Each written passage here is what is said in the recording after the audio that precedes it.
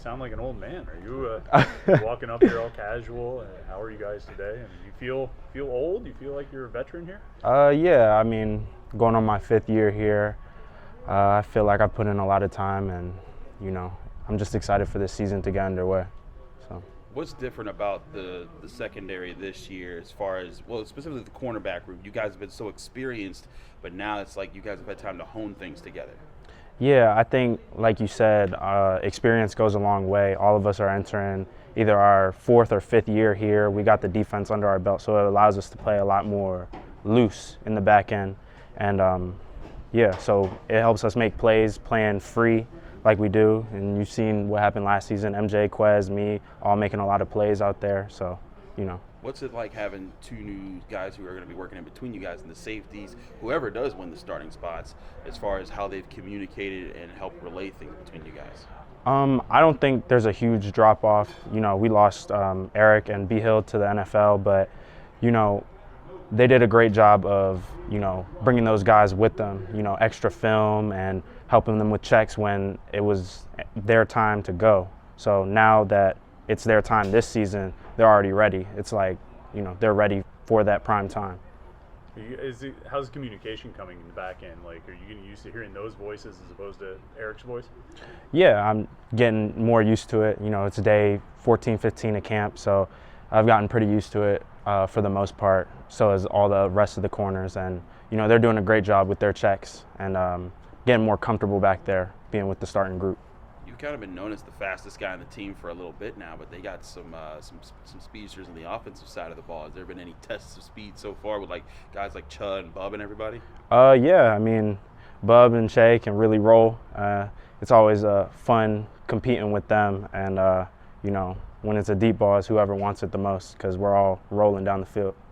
Pitt has put some corners into the NFL, and I often wonder do you feel like this defensive scheme, because of how challenging it is, and it puts you on an island, do you feel like that gets you some, I don't want to say some extra credit with the NFL, but it's sort of like if you can survive and excel in this defense, then you can probably hang at the next level? Yeah, I think so very much. You see with Mari, Dane, and Jay Penny that, they were able to be successful in this defense on that island, and their skills and the things that they learned here at Pitt translated very well to the NFL. All of them are starting on their respective teams, and, it's a testament to Coach Bates and Coach Collins what they teach us in the defensive meeting rooms. What's you guys' nickname as a group? What's our nickname as the Hounds? Like you guys are the Hounds because everyone's got a Waffle House gang and like there were different groups like that. But the Hounds, how'd y'all come up with that? Because we're always on the hunt. Okay, I like that. Yeah. And so, I saw today like you guys doing your run at the ball, full speed, catching the ball drill. Mm-hmm. You guys have found a way to create so many touchdowns off of turnovers. Mm-hmm. What do you think has led to that kind of environment? Because it's not just a coincidence anymore. You guys have done this for a while. Yeah, I think it's the drills that we do. Like you saw, we try and do that once a week and incorporate all types of ball drills so we get used to getting our hands and getting interceptions and being able to return it, full speed finish on everything. So. And then also it seems like you guys seem to think offensively. Like I look back to that, MJ's pick 6 against West Virginia, and immediately just all of you just found guys and walled guys off, even guys that seemed like 3 people away from MJ. What goes into just the thought process to coalesce like that as a group? Yeah, we practice that, and Coach Bates stresses that as soon as we get an interception, everybody set up blocks, just like punt return. That's what he stresses in the meetings whenever there's a turnover. So anytime we catch an interception, even if it's in practice, we're turning to find the first man to block so we can create touchdowns off our turnovers. Pitt has has been a top 3 sack producing program in the country for 4 straight years. Do you see you guys being one of the top intercepting groups in the country as well soon? Yeah, I mean, I have full confidence on our guys in the back end, and I'm fairly confident that we're going to have a great year this year and create even more turnovers and touchdowns off those turnovers just by the way that we've been practicing this offseason. I'm pretty sure Shadarian won that contest today. What do you think from guys like him and Cruz and Jesse as they kind of adapt to the system here? Yeah, I think me, MJ, and Quez are doing a great job of taking the young guys along and really showing them the ropes and building confidence within them to be able to compete and do all the drills correctly and, win drills against, the older guys and all that. So.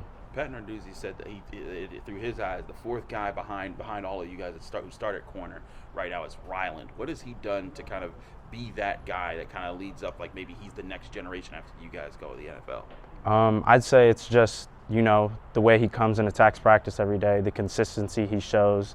And we see that with a lot of our young guys that are coming through the program now, like Crump, Noah, all of them. They're doing a great job of, honing in on the details and coming to work every day and being consistent and competing. Above all else, competing. I think you made the freaks list, right? Yeah. What'd you think when you saw that? I was excited. It's nice to know that my name made the top 100, 101, the top 100, and just gotta not only show that I can do that, but like show the whole ACC and the country that the plays I can make, that I'm not just a guy that can run fast. Have you gotten notes about like what you need to do to get ready for the next level, as far as things that you need to focus on, so that when you're at the combine and then you're getting ready to show everybody in the NFL, so that you make sure that you're one of those draft picks? Just make more plays. That's the name of the game. Just keep getting my name out there. I had a solid season last year, but above all else, just make plays and be consistent in my technique. That's it. You guys have had those draft picks, but I thought it was interesting. I was looking at this.